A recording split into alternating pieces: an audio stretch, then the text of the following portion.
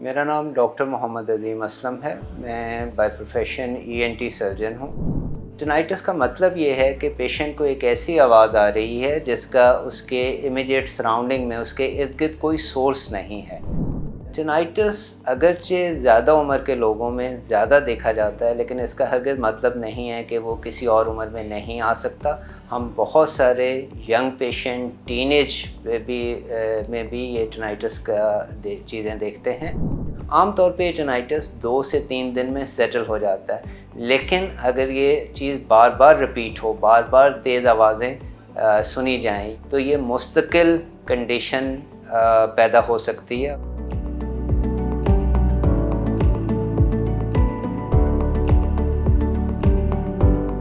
टिनाइटिस का मतलब ये है कि पेशेंट को एक ऐसी आवाज़ आ रही है जिसका उसके इमीडिएट सराउंडिंग में, उसके इर्द-गिर्द कोई सोर्स नहीं है।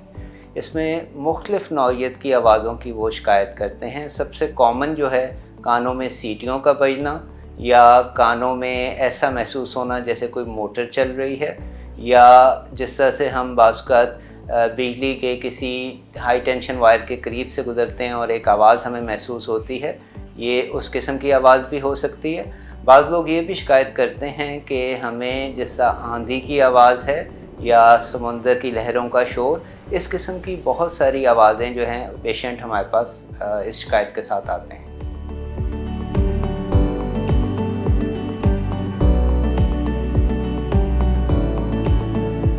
हमारे यहाँ ऐसा कोई एग्जैक्ट डेटा मौजूद नहीं है, लेकिन जितने भी इंटरनेशनल प्रेवलेंस पे डेटा कलेक्ट किया गया है, तकरीबन 15% लोगों में, पॉपुलेशन में ये शिकायत पाई जाती है। यानी हर 100 में से 15 लोगों में टिनाइटिस होता है।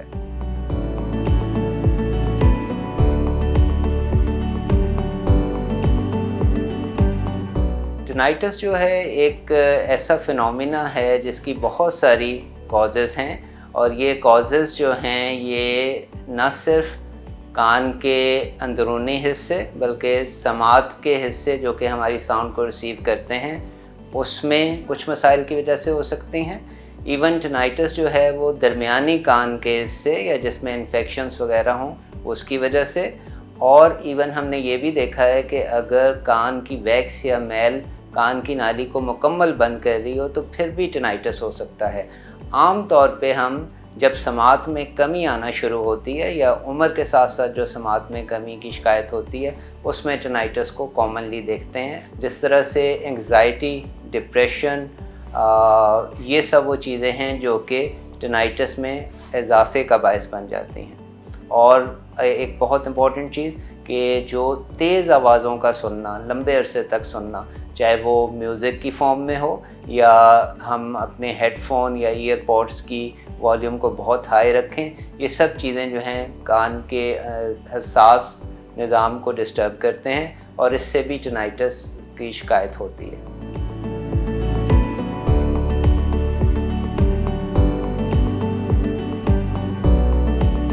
टिनाइटिस की डायग्नोसिस के लिए हम पेशेंट की कंप्लीट हिस्ट्री लेते हैं, उसके कान का मुकम्मल मुआयना किया जाता है और फिर कुछ स्पेशलाइज्ड टेस्ट किए जाते हैं, ऑडियोलॉजिकल टेस्ट जिन्हें कहा जाता है।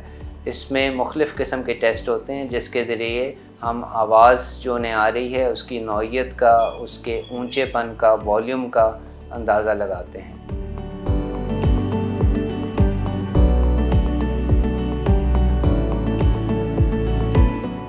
इसके इलाज के लिए हम आम तौर पे मरीज़ों को 2 कैटेगरीज़ में डिवाइड कर सकते हैं। एक वो जिसमें टिनाइटिस और समात की कमी इकट्ठा आ रही है।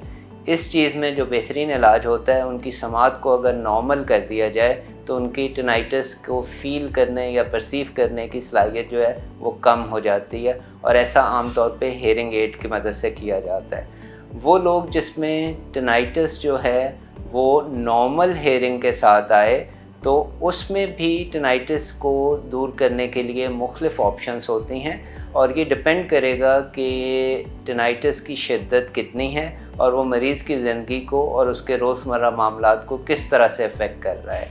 और इस सूरत हाल में हम मुख्तलिफ़ किस्म की साउंड थेरेपीज़ सजेस्ट कर सकते हैं, कुछ रिलैक्सेशन टेक्निक सजेस्ट कर सकते हैं, और कुछ टिनाइटिस रीट्रेनिंग थेरेपी के अंडर कुछ ऐसी चीज़ें आती हैं जिसमें मरीज़ के स्ट्रेस लेवल को कम किया जाता है और ये चीज़ें जो हैं टिनाइटिस में कमी का बायस बन सकती हैं।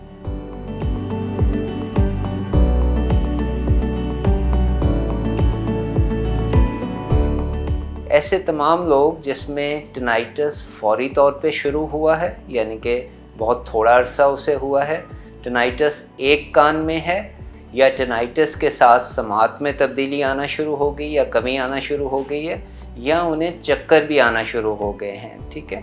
तो ऐसे वो लोग हैं जिनको फ़ौरन डॉक्टर से, स्पेशलिस्ट से रजू करना चाहिए ताकि उनको इन्वेस्टिगेट किया जा सके। टिनाइटिस की एक वैरायटी है जिसे मरीज़ यूँ कहते हैं कि हमें दिल की धड़कन कान में सुनाई देती है, जिसको हम पल्स स्टाइल टिनाइटिस का नाम देते हैं। ये एक बिल्कुल डिफरेंट कैटेगरी है और इसकी भी वजूहात मुख्तलिफ होती हैं, जिसमें ज़्यादातर सीरियस नहीं होती, लेकिन कुछ वजूहात हैं जो कि सीरियस नौइयत की बीमारियों की वजह से होती हैं। लिहाजा जब भी ये चीज़ें हों, जिन फैक्टर्स का मैंने जिक्र किया है, तो आप मरीज़ को फ़ौरन डॉक्टर से, स्पेशलिस्ट से रब्ता करना चाहिए।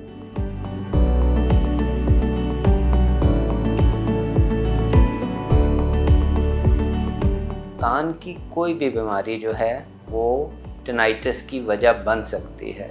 तो कान की कोई भी शिकायत, अगर वो कान का बहना है या दर्द है या समात में कमी है या चक्करों का आना है या कान पे चोट है, ऐसे तमाम चीज़ों का इलाज जो है जितना अर्ली करवाया जाएगा उतने ही टिनाइटिस और दूसरी कॉम्प्लिकेशन को रोका जा सकता है।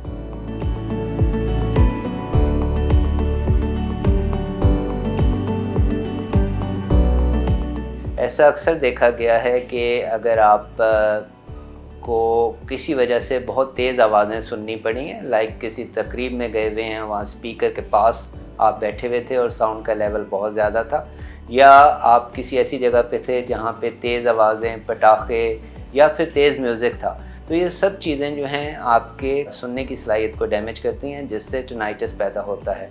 आम तौर पे ये टिनाइटिस 2 से 3 दिन में सेटल हो जाता है, लेकिन अगर ये चीज़ बार बार रिपीट हो, बार बार तेज़ आवाज़ें सुनी जाएं, या आप अपने ईयरपॉड्स या हेडफोन का वॉल्यूम जो है वो बहुत ज़्यादा रखें, तो ये मुस्तकिल कंडीशन पैदा हो सकती है। और या अगर आपका ऑक्यूपेशन ऐसा है जिसमें आपके काम के इर्द गिर्द का जो माहौल है उसमें आवाज़ें बहुत ज़्यादा हैं, तो अपने आप को उन तेज़ आवाज़ों से बचाएं।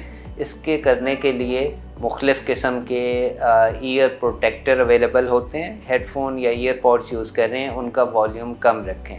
अगर फिर भी ये मसाइल आपके लिए आपकी रोज़मर्रा ज़िंदगी के मामलात में फ़ोकस करने में, सोने में मसाइल का बायस बन रहे हैं, तो फिर आपको फ़ौरन स्पेशलिस्ट से रजू करना चाहिए।